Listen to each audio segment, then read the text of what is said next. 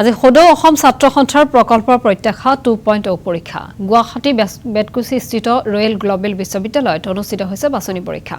দিল্লী শিৱসাগৰ তেজপুৰ পৰীক্ষা কেন্দ্ৰটো অৱতীৰ্ণ মুঠ 1000 গৰাকী পৰীক্ষাৰ্থী দিনৰ 11 বজাৰ পৰা আৰম্ভ হৈছে সদৌ অসম ছাত্ৰ সন্থাৰ প্ৰত্যাশা 2.0 পৰীক্ষা ৰয়েল গ্লোবেল বিশ্ববিদ্যালয়ত মুঠ 648 গৰাকী ছাত্ৰ-ছাত্ৰী বাছনি পৰীক্ষাত অৱতীৰ্ণ হৈছে অসমৰ দক্ষ অসমীয়া প্ৰশাসনিক বিষয়া সৃষ্টি কৰিবলৈ এই প্ৰকল্প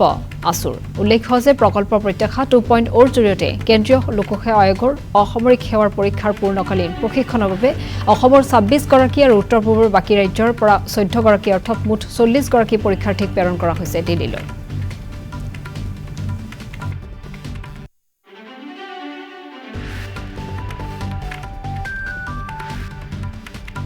আৰু শিৱসাগৰত 1000 পৰীক্ষাৰ্থী অৱতীৰ্ণ হৈছে শিৱসাগৰ তেজপুৰ আৰু দিল্লীত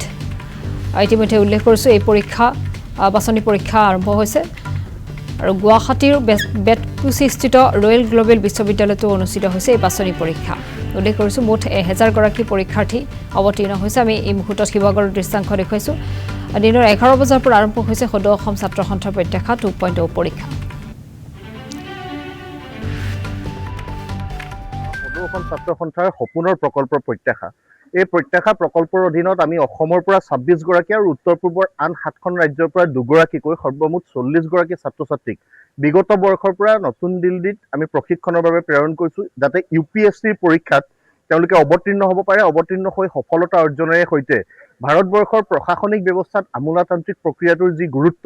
গোটেই আমোলাবিলাকে এই গোটেই ভাৰতবৰ্ষৰ প্ৰশাসনিক ব্যৱস্থাটো নিয়ন্ত্ৰণ কৰে তাত যাতে আমাৰ অসম আৰু উত্তৰ পূবৰ প্ৰতিনিধি থাকে তেনেকুৱা এটা পৰিৱেশ আমি সৃষ্টি কৰিব খুজিছো আৰু সেই লক্ষ্যৰে সৈতে প্ৰত্যাশা প্ৰকল্প আদি সমগ্ৰ ভাৰতবৰ্ষৰ বিভিন্ন প্ৰান্তৰ যিসকল ছাত্ৰ-ছাত্ৰীয়ে সফলতা লাভ কৰে সেই সকলৰ সৈতে অসম আৰু উত্তৰ পূবৰ ছাত্ৰ-ছাত্ৰীয়ে যাতে ফেৰ মাৰি আগবাঢ়ি যাব পাৰে সেই পৰিৱেশটো আমি ৰচনা কৰাৰ লক্ষ্যৰে প্ৰত্যাশা প্ৰকল্প আৰম্ভ কৰিছো আজি প্ৰৱেশিকা পৰীক্ষা অনুষ্ঠিত হৈছে এই বাছনি পৰীক্ষা অসমৰ গুৱাহাটী তেজপুৰ শিৱসাগৰ আৰু নতুন দিল্লীতো অনুষ্ঠিত হৈছে ইয়াৰ পৰা আমি সৰ্বমুঠ 1000কে অধিক ছাত্ৰ-ছাত্ৰী ইয়াত অৱতীৰ্ণ হৈছে আৰু 26 গৰাকী ছাত্ৰ-ছাত্ৰী নিৰ্বাচন কৰিম 14 গৰাকী উত্তৰ পূব ছাত্ৰ সংগঠন নেচৰ তত্বাৱধানত 7খন ৰাজ্যৰ পৰা 2 গৰাকীকৈ প্ৰেৰণ কৰিব আৰু আমি আশা কৰিম যে প্ৰত্যাশা প্ৰকল্পই আহিব লগা দিনত আমাক আকাংক্ষিত ফলাফলটো দিব আৰু এই প্ৰত্যাশা প্ৰকল্পৰ সকলো ব্যয় আমি তেওঁলোকৰ কোৰ্স ফিজ সেই নেক্সট আইএছত সম্পূৰ্ণকৈ প্ৰদান কৰিম তাৰ লগতে প্ৰত্যেক মাহে 12000 টকা জলপানি আমি এই 40 গৰাকী ছাত্ৰ-ছাত্ৰীক দিম আৰু এই বৰ্ষত যোৱা বৰ্ষৰ দৰেই যিসকলে প্ৰিলিমছত উত্তীৰ্ণ হৈছে মেইনছৰ প্ৰস্তুতিৰ বাবে তেওঁলোককো আমি 50000 টকাকৈ জলপানি প্ৰদান কৰিম সদৌ অসম ছাত্ৰ সন্থাৰ সপোনৰ প্ৰকল্প এই প্ৰত্যাশা প্ৰকল্পৰ অধীনত আমি অসমৰ পৰা 26 গৰাকী আৰু উত্তৰ পূবৰ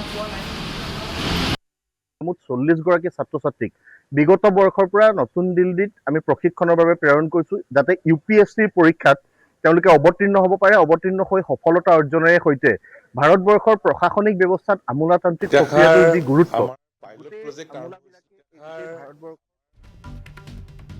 2002 চনত আৰম্ভ হৈছিল তেতিয়া আমি 25 জন ছাত্ৰ-ছাত্ৰীক আমি দিল্লীত আমি কোচিঙৰ ব্যৱস্থা কৰিছিলোঁ আৰু এই 25 জন ছাত্ৰ-ছাত্ৰীৰ ভিতৰত 19 জনে এতিয়া পৰীক্ষা দিলে আৰু এজন IPS হ'ল সেইটো আমাৰ আছিল পাইলট প্ৰজেক্ট আৰু আজিও সেইগৰাকী বিষয়ে খুব দক্ষতাৰে অসম চৰকাৰত কাম কাজ কৰি আছে তেখেতে গৃহ আৰু ৰাজনৈতিক বিভাগৰ সচিব হৈ আছে তাৰপিছত আমি তাৰ মাজত পৰ্যালোচনা আমি চলাই যোৱা বছৰৰ পৰা আমি আৰম্ভ কৰিলোঁ যোৱা বছৰৰ পৰা আৰম্ভ কৰোঁতে যোৱাবাৰ প্ৰিলিমছ পাছ কৰাৰ পিছত মেইনছত যিসকল গ'ল তেওঁলোকৰ ভিতৰত 9 জনে আবেদন কৰিছিল আৰু 9 জনৰ ভিতৰত 2 গৰাকীয়ে গৈ পিছত ভাইভাত অৱতীৰ্ণ হ'বলৈ সক্ষম হৈছিল আৰু এইবাৰ ইতিমধ্যে প্ৰিলিমছ পৰীক্ষা হৈ গ'ল গতিকে এতিয়া প্ৰিলিমছ পৰীক্ষা যি হৈ গ'ল তাৰ এটা মই তথ্য দিব খুজিছোঁ আমাৰ অসমৰ 26 গৰাকী আছিল 26 গৰাকীয়ে এগৰাকীয়ে চাকৰি পালে 25 গৰাকীক আমি দিল্লীলৈ পঠিয়াইছিলোঁ কোচিঙৰ কাৰণে 25 গৰাকীৰ ভিতৰত 18 গৰাকীয়ে এবাৰ পৰীক্ষাত বহিছে প্ৰিলিমছত আৰু 7 গৰাকীয়ে অহাবাৰ বহিম বুলি আমাক জনাইছে আৰু উত্তৰ পূৰ্বাঞ্চলৰ আমাৰ 13 গৰাকী আছিল 14 গৰাকী এগৰাকী সম্পূৰ্ণ নকৰিলে 13 গৰাকীৰ ভিতৰত 11 গৰাকীয়ে পৰীক্ষা দিছে আৰু 2 গৰাকীয়ে অহাবাৰ দিব অৰ্থাৎ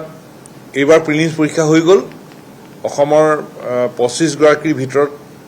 18গৰাকী ইতিমধ্যে পৰীক্ষাত অৱতীৰ্ণ হৈছে আৰু উত্তৰ পূৰ্বাঞ্চলৰ 11গৰাকীয়ে পৰীক্ষাত অৱতীৰ্ণ হৈছে গতিকে প্ৰিলিমছলৈকে আগবঢ়াই দিয়া গ'ল এতিয়া আজি আমাৰ প্ৰত্যাশাৰ আমাৰ 2.0 আমাৰ বাছনি পৰীক্ষা আমাৰ চলিছে 4টা চেণ্টাৰত হৈছে গুৱাহাটী